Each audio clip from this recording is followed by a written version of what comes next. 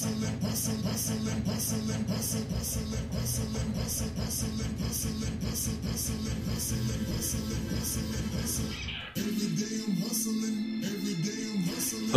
and welcome to your Daily Strength Coach podcast, episode 12, Regaining Confidence After Injury.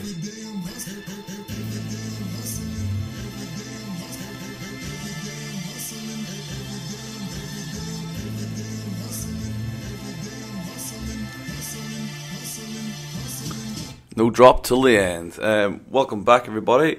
Today is Wednesday, the 8th of July, 2015. This is the 12th episode.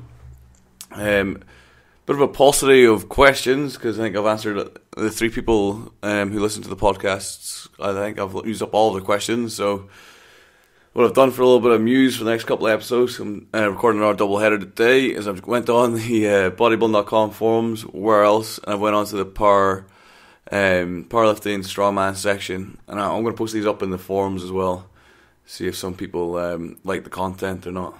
I'm just get nagged to shit. But anyway, if you're listening to this, bodybuilding.com or Misk, how's it going?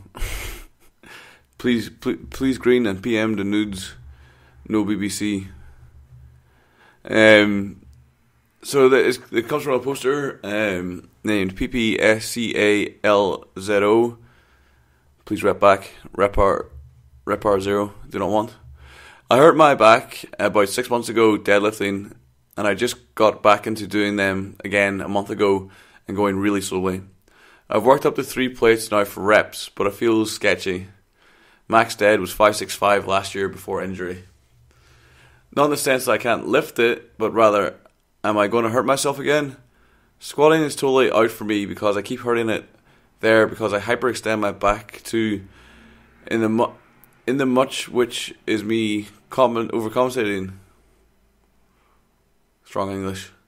Whenever I come out of the pocket, I'll feel a sharp pain and be out for a week. How do you come back from an injury? I know most of it is just mental, but I can't seem to get over my fear of re-hurting myself and being out any longer. Well, your first indication here is if you come out of the the bottom of a squat and you get a sharp pain that takes you out for a week, it's probably not mental.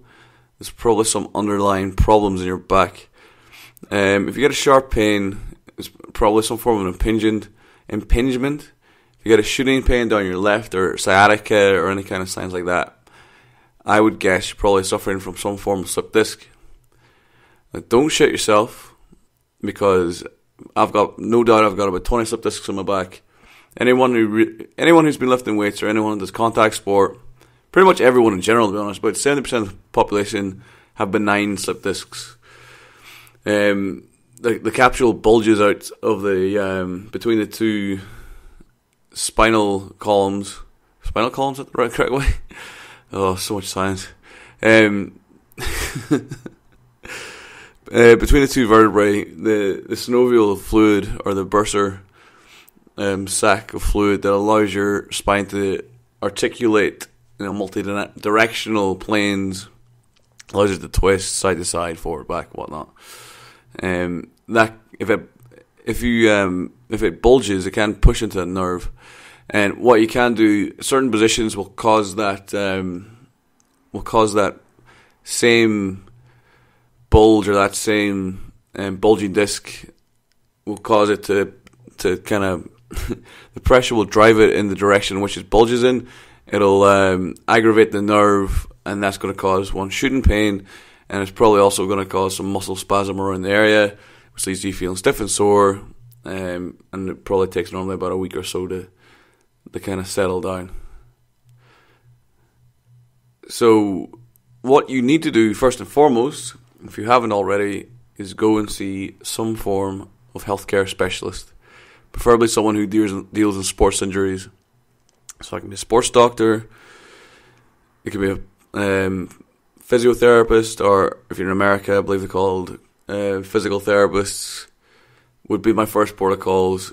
You do get some chiropractors that practice within the realms of sanity, but yeah, if you want to go to chiropractic, go chiropractic. At least you're going to get some form of input and someone who's going to have some form of rehab knowledge, as long as they're a good one. So that's the first protocol. Maybe get some imaging done on it as well.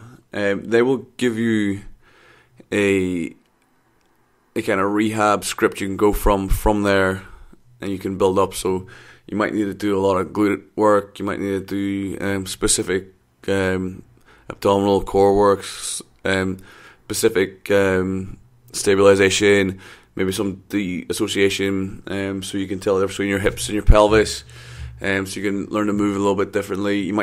Another thing to do is after you've done that, ask them, probe them, see if you can get them mimic a deadlift, mimic a squat, and how you do it.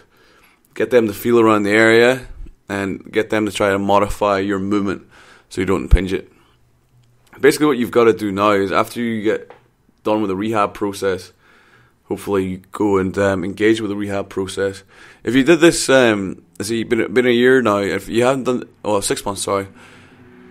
If you engaged with this process 6 months ago, it probably would have been sorted by now. It's going to cost a little bit of money, but it's going to expedite the process drastically. It's definitely worth doing. If anyone's sitting here listening to this, sitting with a pain, a niggle, or an injury, who's thinking about going to see a specialist like a physiotherapist or a sports doctor, just stop thinking about it and fucking do it, because it's going to help. You can sit and struggle with the problems if you want, but if you get a good physio, they're going to help a fuckload, and you're going to get back to doing the things you want to do a lot faster if you engage with their services. As far as the confidence goes, I'm sitting here talking about going to see a physio for the last 6-7 minutes. As far as going to see if you're getting your confidence back, you just need to build into this slowly.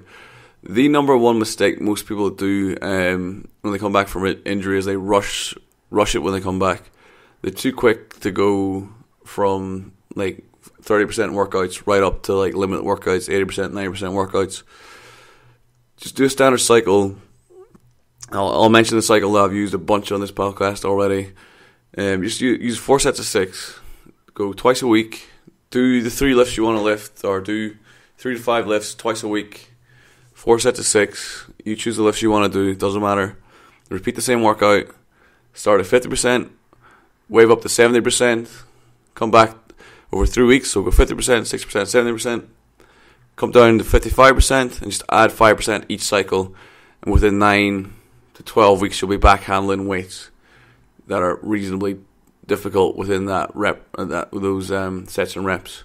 And then from there, as soon as you get to the first hard week, come back down, and come back down probably for another 9 weeks. 2 blocks like that, and you'll be fine. It's not at that stage. It's not the physiological aspects of the training that you're trying to overcome. It's more you want to handle the weight, so you've done it, but you don't want to stay at the weight, because when you're handling those sort of weights, you're putting things under pressure. You're a lot higher stress demands. Tissue is under a lot of remodeling. If there's any kind of underlying problem still, if it's not quite healed right, like if your back's not quite healed right, then you're going to get stiff, you're going to get sore, you're going to start moving badly, and you're just going to make yourself more prone to injury.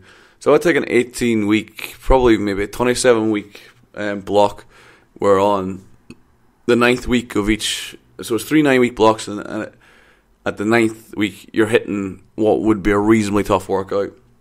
And by the 3rd wave, or week 27, no, I can't add, can I? Fucking retard. Yeah, week 27, you should be hitting fairly hard weights, and then you can start doing kind of normal programming off the back of that. You don't have to follow that exact advice, but from experience, I work with injured people all the time. It's kind of one of the main things I do with my job, as far as returning people from injury. We've had some nasty injuries. Confidence is the biggest issue, and we try to rush it. The confidence doesn't come back. I had someone in particular who broke their shin, their ankle, broke their tibia. They never really got back to the person they were. It took them about a year and a bit to get back to who they were before they broke it, in their particular sport. So it can take a while. Physically, they were fine. They actually played more than anyone else in the squad that season. If you know who you are and you listen to this, you know what I'm talking about. But yeah, and now they're finally coming back into the form that got them where they are today. So, like, the psychological thing is, in a sport like powerlifting or in a sport like strongman, there are no selection demands. There is no pressure. So don't put pressure on yourself. It's the number one way to fuck it up. Just nice and slow, take your time, do it at the right pace. And if you do it that way, your confidence will come slowly, but it will come, and you'll be back to where you were beforehand. But yeah, seek help and then come back slowly is definitely what I would advise.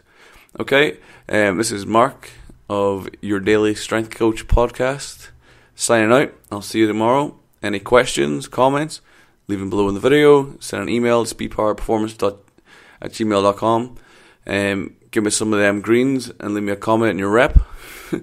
This is Mark, castironstrength.com, signing out.